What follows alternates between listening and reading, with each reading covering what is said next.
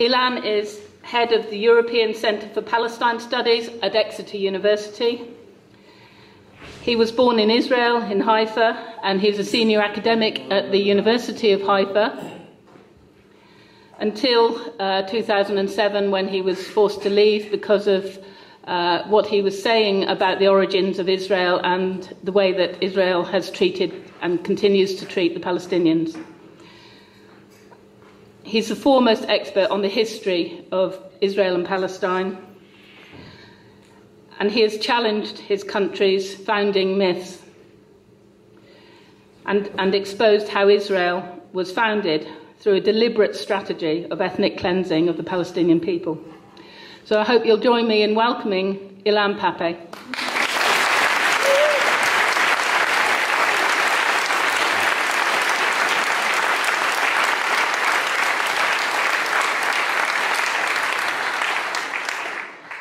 Thank you very much. It's a pleasure to be here. It's my second time in this town, and it's always a pleasure to come back to a place. Unfortunately, of course, the topic we are going to discuss is not a pleasant one, but nonetheless one that has to be talked about, engaged with, in particular these days when so many other things are happening in the Middle East, and so many people use these terrible developments in Iraq and in Syria to try and distract attention from the situation in Palestine. And we can, as human beings, I think, absorb both our attention, sympathy, and solidarity with the victims in Iraq and in Syria, and at the same time not forget the refugees of Palestine in those countries and the Palestinians who live under occupation in the West Bank, under an apartheid regime in Israel, and under the existential danger within the Gaza Strip. And I think your attendance here tonight is a testimony to the fact that we can, contrary to what people try to tell us in the mainstream media and in the political elites, we can relate as human beings to more than one place of suffering without forgetting those communities that deserve our solidarity and attention. So I'm very empowered and very energized by your presence here tonight. What I would like to do is to probably repeat some of the major points that I'm sure are familiar to many of you, but nonetheless I think are worth mentioning with regard to the last attack on Gaza. It's important to widen the context and discuss the context for what happened in Gaza in this summer, not only for a better understanding, but also in order to be prepared, unfortunately, for the future developments in that part of the world in general and in the Gaza Strip in particular. And it's not surprising that when we watched television here in this country, or when we read mainstream media analyses of the events in Gaza, even those journalists that seem to have some compassion and some sympathy for the Palestinian victims somehow found it very comfortable not to widen the scope or the historical context. It was for them a very easy story to tell. There were attacks by the Hamas, there were missiles launched by the Hamas against Israel. Israel retaliated, too brutally to their mind, out of proportion, but that's the story in a nutshell. Namely, you know who began it, you know what is the nature of the people who began it, and nonetheless, the Israeli reaction was too extreme, was too probably excessive, and so on, which is something, of course, that happened before. in 2012. This was more or less the mainstream media reaction and the political elite's reaction. This was also the reaction in 2009 and 2010. And when the first recent attack on Gaza happened in 2006, we had a similar narrative. Namely, the Israelis are defending themselves against missiles launched from the Gaza Strip, but they are doing it too brutally. They're too callous in their reaction. And of course, the Israelis are very happy with this kind of analysis. They can easily absorb criticism of excessive use of force, as after all, they know that other Western countries quite often are being accused of similar policies in different parts of the world, and it does not at all bring to the fore the real nature of the Israeli policies in Gaza.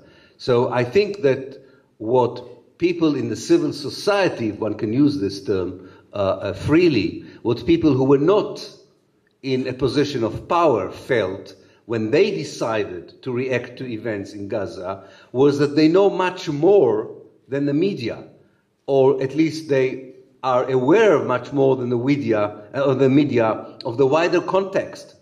And therefore, when they demonstrated in London, they did not demonstrate according to the narrative that the media has given us. Namely, Hamas should not have launched the rocket missiles, but Israel should not have had an excessive reaction to it. No, they demonstrated against something that they had demonstrated before, against criminal policies by a state that has an ideology that is not different from the one that South Africa had during the heydays of apartheid.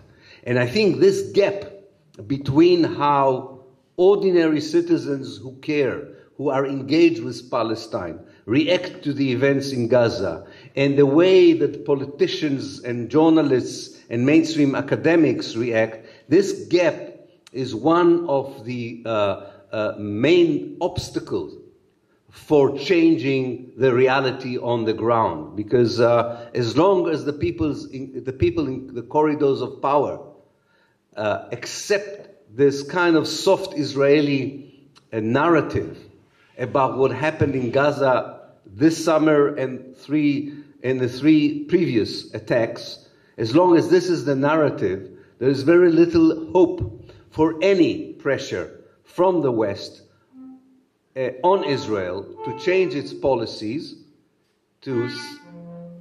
So this gap between the basic impulse of decent people around the West about Palestine and Gaza and the more kind of allegedly balanced view on Israel and the Hamas, this very gap is something that we would talk about tonight, with music or without music. It depends on the organizers. Now, the historical context is important because it highlights one of the main differences between the way civilized society dealt with apartheid in South Africa and the way it deals with Zionism in Palestine. The moment the international community understood that it had responsibility and opportunity to change the reality in places such as South Africa, it was referring to the ideology that was behind the criminal policies, behind the suffering, behind the victimization of people on the ground. The community and then later on the political elites and the media did not only focus on one policy or a particular of a criminal policy. It related first and foremost to the ideology that was behind these policies and understood that if you want to change the reality on the ground, you cannot criticize a policy of the apartheid regime in South Africa. You have to criticize apartheid itself. And I think I hope at least, time will tell whether I'm right or not, but I think the particular cruelty of the Israelis in this case in this summer, the particular cruelty, the fact that it happens for the fourth time within a matter of 8 years, brought to the fore, or at least taught a lot of people what is the real issue in Palestine. Not an Israeli policy, but the very ideology that is behind these policies. And that's what an historical context does for us. It enables us to look at one event and understand its place on an historical continuum, and also understand what are the implications of that event for the future. So in many ways, I would suggest that if you want to understand what Israel is doing in Gaza, and why is it doing in Gaza what it is doing, which is more or less a genocidal policy, you have to go back to 1948. Because many people forget that actually, what I forgot is to ask for a glass of water if I can. Sorry, I remember the word forget. Association works funny. The music has took me out of my orientation. What many people forget is that until, I would say, January 1949, there wasn't such a thing as a Gaza Strip. There was no Gaza Strip. Gaza was a city. The villages near Gaza may have been the district of Gaza during the Turkish time, the district or sub-district of Gaza during the British mandatory time. But there was not a strip, the kind of very clear cartographical image we have of Gaza, this very narrow rectangle that has sort of 5 to 6, thank you very much, 5 to 6 kilometers wide and 40 kilometers long, is something that was created at the end of the 1948 war by Israel. The reason Israel created the strip, as we now call it, was that it was looking for a place into which to push 250,000 Palestinians who lived in Jaffa and south of Jaffa down to the border with Egypt.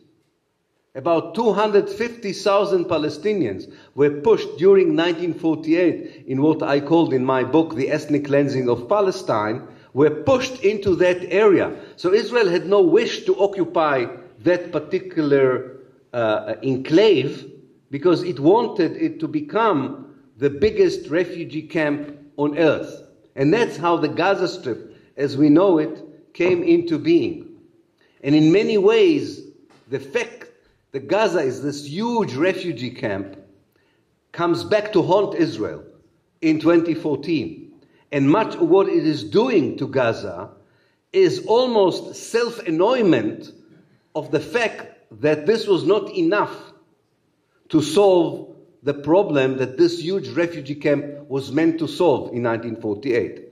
And what was the problem that the refugee camp of Gaza, this huge mega refugee camp, was meant to solve?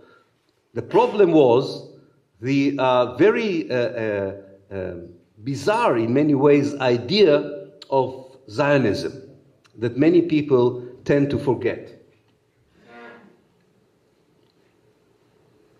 Zionism was created by Jews who wanted very much to be part of Europe. Zionism was created by people who wanted to be part of modern Europe. They wanted to be part of democratic Europe. But Europe did not want them. So they were looking for another place in which to create a democratic society. And in fact, the problem for the Palestinians in Palestine begins not only with the fact that Zionism decided that Palestine, after, as you know, probing some other options in the world, but after deciding that Palestine is the place where they would find refuge from Europe and create a new European republic, the problem was not only that they chose Palestine, the problem was also that they decided to create a Jewish democracy there.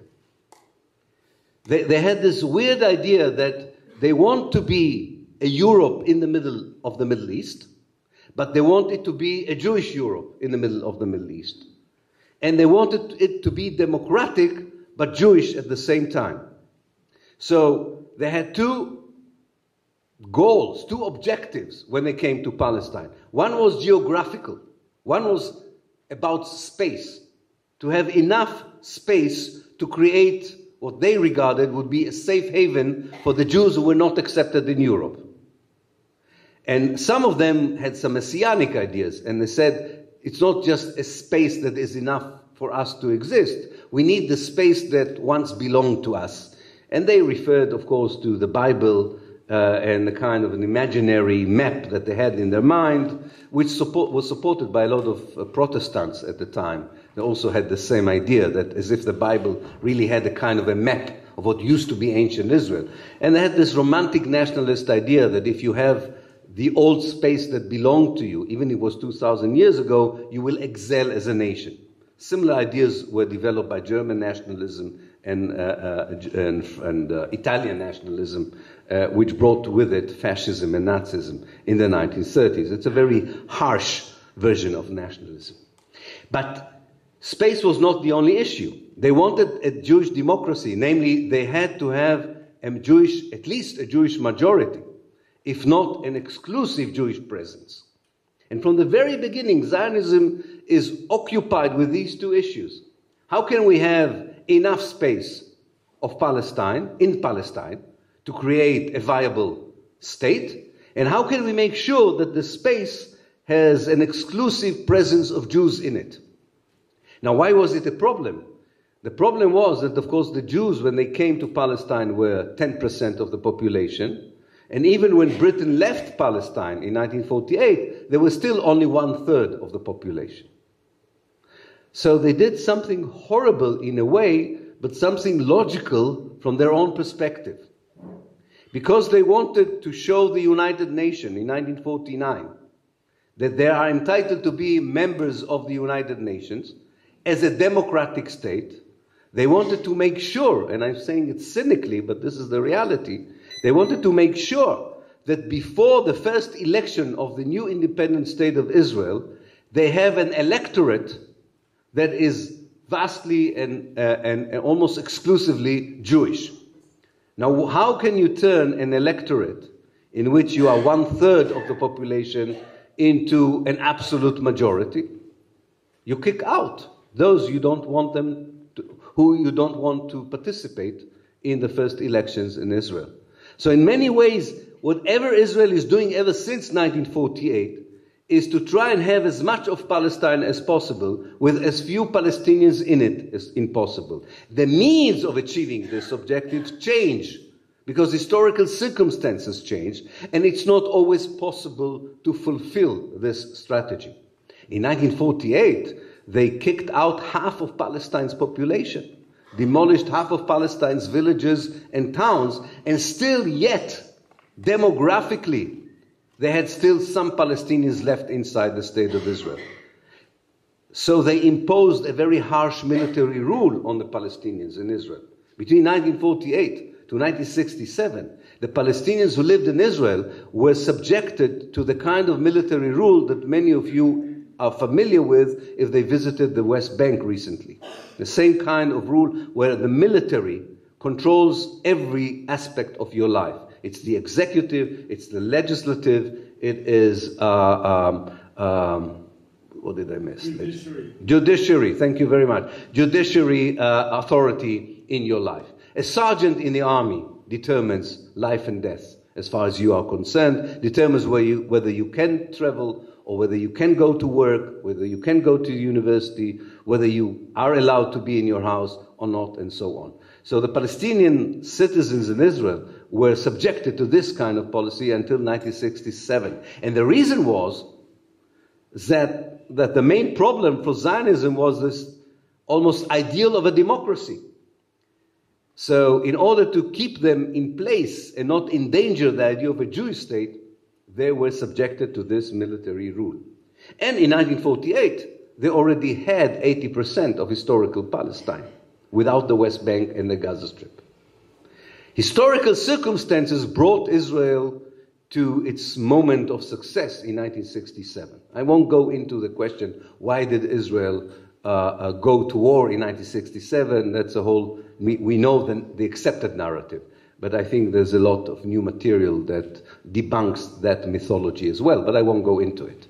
What is important is the fact that by the end of the Six-Day War in June 1967, Israel controls 100% of what used to be the historical land of Palestine. But with it, it incorporated another 1.5 million Palestinians. So geography, in a way, or the problem of space was settled in 1967. Every Israeli felt that as far as the Zionist project is concerned, it has the space needed for becoming viable and sustainable. But with that space, the demographic problem became even more acute from a Zionist perspective, because now Israel had to deal with a very large number of Palestinians under its control. And much of what Israel would do from 1967 until today is connected to this, what the Zionists will call demographic issue. Not geographical issue, but demographic issue. Now, we know something today that I think many of us did not know a few years ago. To their credit, and God knows why they do it, but to their credit, the Israelis are quite open with their archival material. They make their documents accessible to historians, compared to many other countries, which are far more secretive and much more paranoid about their past. I have my own psychological explanation why they do it, but that doesn't, again, it's another topic for another lecture. But the fact is that in the late 1990s, we were able to access many of the documents, the secret documents, if you want, of the Israeli governmental and cabinet meetings before 1967 and especially after 1967. And something very important emerges there from these documents and from memoirs and from our general understanding of the situation, which is very relevant to what's happening in Gaza today. The government of Israel that was sitting in Jerusalem after the 1967 war ended, when Israel occupied the West Bank and the Gaza Strip, that government was the 13th government of Israel. And Israel never had, and would not have after, such a consensual government. This government represented almost every political party in the Israeli political map. And this consensual kind of background was very important. They felt they had the historical right to take strategic, I would say even ideological decisions that would commit all the successive governments after all, regardless whether these governments would be from the right or they would be from the left. They understood, rightly from their perspective, that this was a crucial moment for Israel. You have the whole of the land you coveted, but you have to decide what to do with the people, because they are not a small minority now. They are a huge majority, a huge minority. With time, as we know, today they're not even a huge minority. There's almost an equal number of Jews and Palestinians between the River Jordan and the Mediterranean. And if you add to this demographic balance the Palestinian refugees, the Jews are a minority in what used to be Palestine. This is something they have dreaded as a possible scenario, and it happened. It happened. But even without the refugees, you cannot have democratic elections between the River Jordan and the Mediterranean and hope that most of the people would vote for the Zionist racist idea of a Jewish ethnic state as the best political outfit. And that's why Israel invented the two-state solution, which unfortunately some of you still believe in. I don't know you, I'm guessing. But some of my Palestinian friends believe in. This I know. And some of my best friends in America, who are great friends of Palestine, still believe in. not understanding that this was a Zionist invention in order to deal with a demographic problem. There's nothing to do with the self-determination of Palestine or the rights of the Palestinians.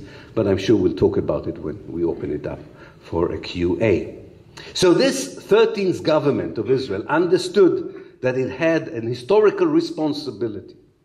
And they took 3 or 4 decisions which are with us today and explain to us better, I think, what's happening in Gaza and what will happen in Gaza, unfortunately. I'm not a prophet, but I think, as I say, unfortunately, because this is not a nice prediction of what's going to happen in Gaza in the next few years. The first decision that they took was about the fate of the territories.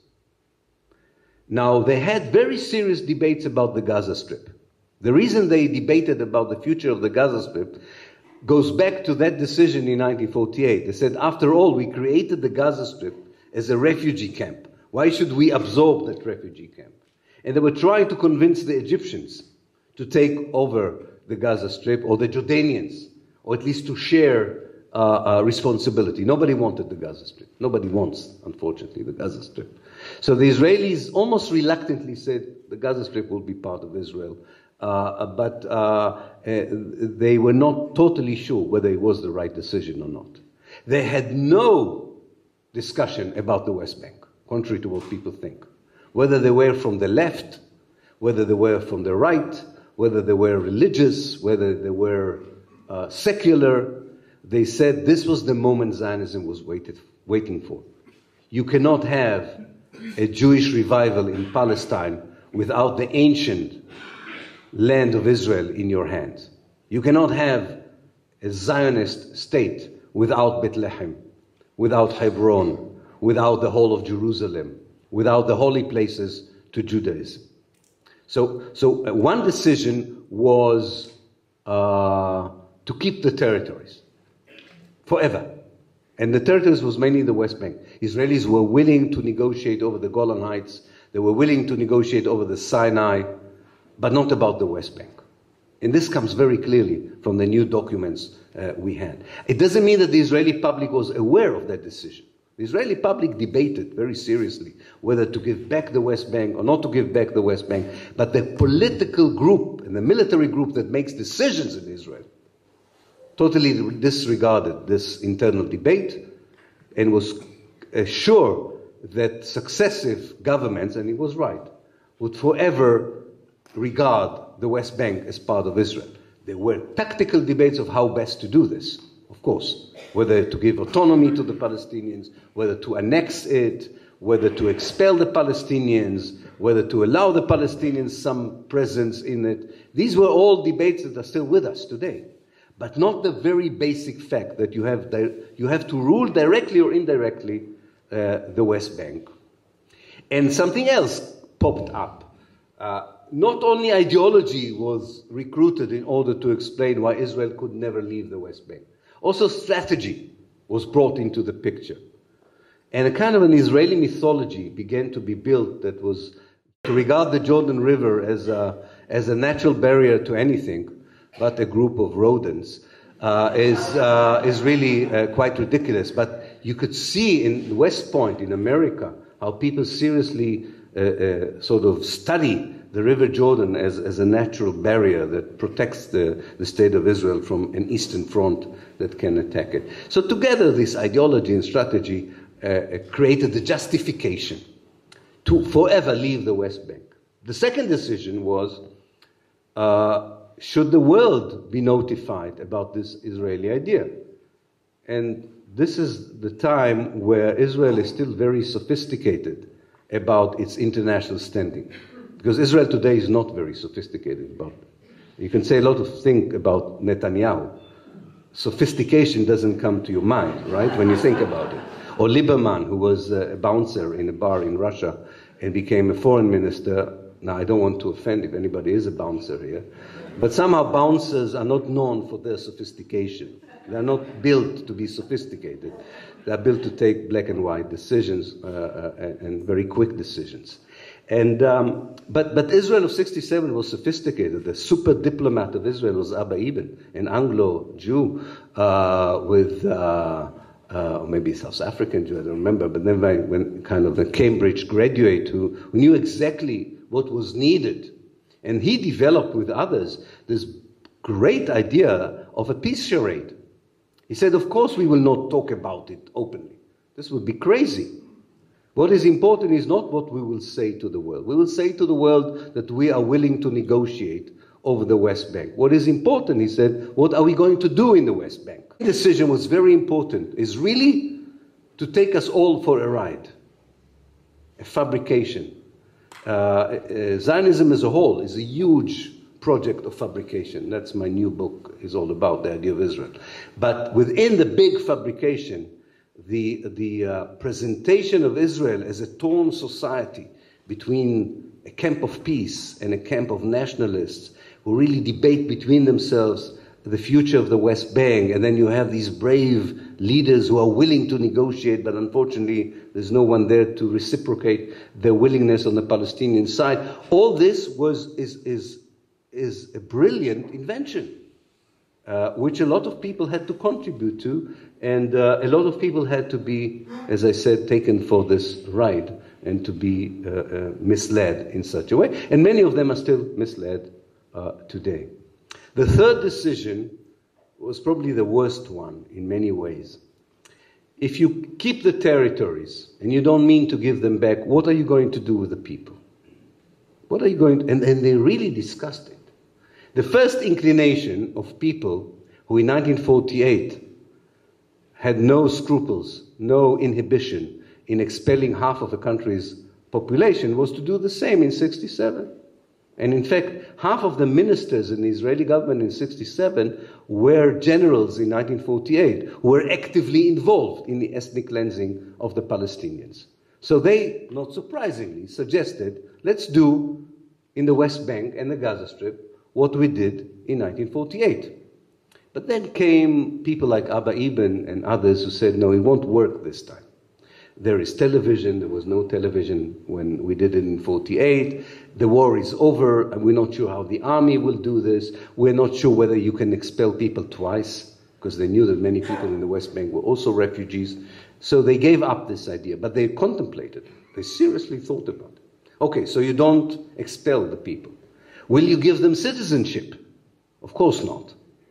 You don't have to, you can be a novice in Zionist ideology to understand that you cannot give citizenship to non-Jews if you want to keep the idea of a Jewish democracy.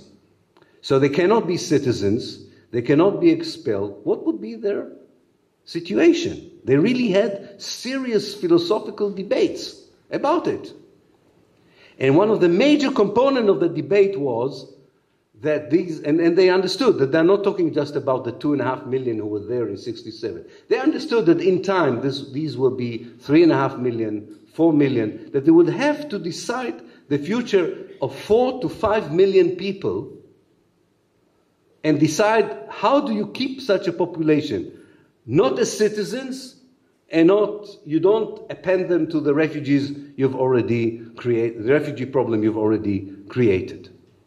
And they took a decision that boggles my mind, not in its cruelty, in a way that it was accepted by the international community. And that's my next book. It's called The Biggest Prison in Palestine, which comes out in 2015. Because I really thought about it long and hard. What was the terminology that they were using for these people? They really thought that they could, and unfortunately they succeeded so far, incarcerate millions of people in a huge prison, and the world would go along with it. They would have no rights whatsoever, no human rights, no civil rights. They would be at the mercy of Israeli soldiers at any given moment, wherever they are, for eternity, not for 2 years. Even the occupation of Germany and Italy in the Second World War did not last for more than 4 and 5 years. You read the American generals, the memoirs of American generals who occupied Germany, and after all, the attitude to Germany was not like the Israeli attitude to the Palestinians. Like people said, we had the right to occupy Germany after all it did. But even there, American generals and strategists said, we cannot keep Germany under military occupation for more than 4 years. This is inhumanity. We don't want to be like the Nazis. We'll have to allow Germany to be an independent state and withdraw the occupation. The Israelis thought, and God knows how these generals and politicians knew that this will work. I would have thought that if I would have been there, I would have told them the world will never accept 45 years of military occupation. And probably one of them would have said to me, "You're wrong, it will." And he would have been right, and I would have been wrong. So they decided to create a mega prison in the West Bank and in Gaza. People are imprisoned, and their only crime is for being Palestinians. They're not imprisoned because they did something wrong. And of course, when it's covered with the discourse of peace process, one important thing the Israelis are doing all the time, they stop denying that this is inhuman, the way that the Palestinians live. But they say it's temporary because there is peace around the corner. So they have to suffer until peace comes. And they are responsible for the absence of peace because there's no one to talk to on the Palestinian side. This whole narrative was concocted together.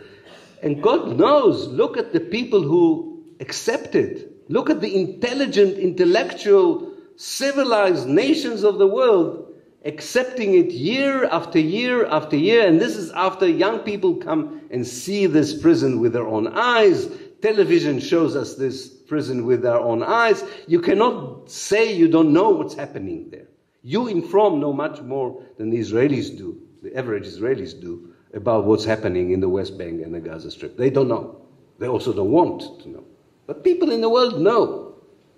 And they created two versions of a prison. One was an open prison. Namely, if you, the Palestinians, accept being the only people in the world that live in this constant absence of any human rights and civil rights, you can have autonomy. You can run your own municipality. You're not allowed to expand your villages, of course. And some of your land, not some, most of your land will be expropriated for Jewish colonization. And you would have no control of your water resources because we need them for the Jewish settlement and so on. I don't want to give all the list. But if you will more or less be happy with being confined to your villages and your towns, and we allow you to develop your own little towns, you can even have a flag over the high buildings of these towns, and you can call it a state as far as we are concerned. We don't care. This is Area A, 1/3 of the West Bank. Of course, not one integral space. It's one space made of many, many little spaces, like a Swiss cheese, that have no connections between them. That's the best Israel can offer. That's the open prison. And you can even work in Israel, like in an open prison. You can work, but of course you have to go back, as they did with the Africans in South Africa. You have to go back. God forbid if you're being found after nightfall in an Israeli town. Now, this is the good scenario. The bad scenario is when you resist. And the Palestinians resisted. They resisted in 1967 in Gaza. They resisted in 1987 in the West Bank and Gaza. They resisted in 2000. They resist in Gaza in every opportunity they have since 2006. If they resist, then they are getting the maximum security prison model. Then Israel uses all its military might with a collective punishment for the people who are not willing to continue to live in an open prison as citizenless human beings. And this is the future for the West Bank. Now, we can be optimistic and say maybe the Palestinian resistance will be able to defeat Israel. I doubt it. You can be optimistic and say maybe the world would understand that this inhumanity cannot continue. We hope so. That's why we created the BDS movement, the boycott, divestment, and sanction. That's why we do hope, learning from lessons from South Africa, that the world can change its attitude, although the key is America, of course, not so much Europe, and we have a lot of work to do there, but we're doing what we can. And of course, the Palestinians have to get their act together, be united, and many other factors. But as long as this balance of power is not changing, these are the two options for the Palestinians. Now, Gaza was a very particular case. In the West Bank, you could divide the West Bank into three parts. You can push people out of the West Bank to Jordan. Israel tried to do the same in the Gaza Strip, but it's so small that the idea of dividing the Gaza Strip into a Jewish area and a Palestinian area did not work.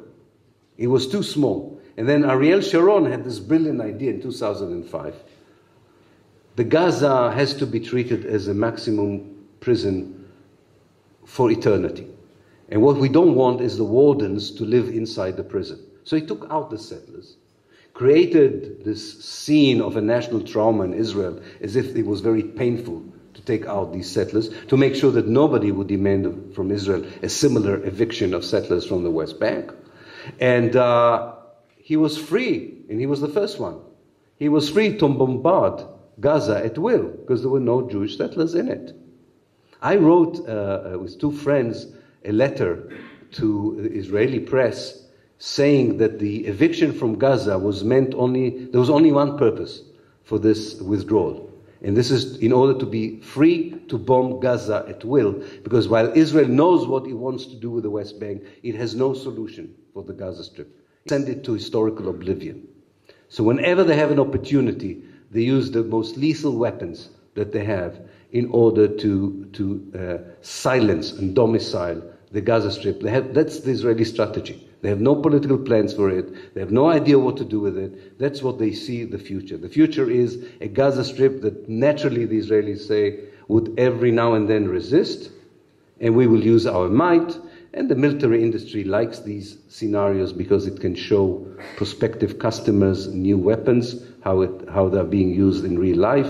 We know it's, I don't know if you've ever seen the film, The Lab, a documentary film that shows how in every action of Israel in Gaza increases the arms sales of Israel in the world, because Israelis can show in real life, demonstrate in real life new weapons on real human beings, not just in a virtual space. So I wrote a letter with two friends in 2005 warning that this is a scenario. This is what's going to happen. And many friends of mine, including Palestinian friends, were very angry with me. They said, no, this is just the beginning of, A, it's a great success of the Hamas. They kicked out Israel of Gaza. And secondly, this is the beginning of a peace process. Israel is beginning to withdraw from the occupied territories. Sometimes people do not understand the level of sinister thinking behind the Zionist policy towards the Palestinians. They have great achievements, the Zionist movement. I know. I'm part of that outfit, so I know. They had great achievements, and they're very kind people. But when it comes to the Palestinians, they are occupied day and night with only one notion: how to make the Palestinians disappear. This is more than racism. This is a DNA. This is a DNA of a whole society, a whole political outfit. And if we don't recognize it, we will continue to talk about peace charades that lead us nowhere. Now, just to conclude, I would say the following. The historical context of the Israeli attack on Gaza shows you that the timing of this particular attack, of course, is connected to things that you are familiar with. The attempt of the Hamas and the Fatah to create a unity government, the attempt of the Palestinian Authority to say maybe there's an alternative way to the peace process, and we'll go to the United Nations and ask the United Nations to judge Israel according to the yardstick of human rights and civil rights. And there was the Israeli kind of exploitation of the abduction of the three settlers in order to try and destroy the Hamas in the West Bank. I'm not saying that these are not factors, but they only explain to us one thing: the timing. We shouldn't be worried about timings. We should be worried about a fundamental situation that is not going to change in the next few years. And that fundamental situation, and with this I will conclude, that's what I learned from the history of Palestine in general and Gaza in particular. The Israelis look around them. They see the Middle East as it is today. They see the indifference in the world, and they say to themselves, what we have done until now can continue for eternity. We're not looking at a Jewish state that is going to take any dramatic decisions in the future. But if you are a person who lives under this regime, as a Palestinian in the West Bank, as a Palestinian in the Gaza Strip, as a Palestinian in Israel, it means that your life and your children's life and your grandchildren's life, according to this vision, would continue to be the same, to be incarcerated in a huge prison. If you're lucky, you are in the open prison of the West Bank. If you're not lucky, you are in the ghetto of Gaza, in the danger of being attacked every 2 years by the most lethal weapons that humanity has ever invented. Israelis believe that this is a routine that, their society doesn't mind. On this, they're right. It's amazing. You have 7 million Jews in Israel, and they continue with life as it is, with very few voices who feel uncomfortable with what's happening 5 kilometers away from where they live. It's quite amazing that they continue with this idea. Are the Israelis right that the world would continue to tolerate this? That's a big question.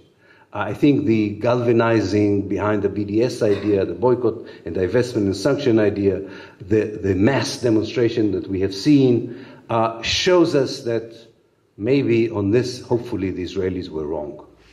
That the international community is not that cynical. And that we have the power here to be part of a movement of change, because otherwise Palestine and the Palestinians would disappear. This happened in history and can happen.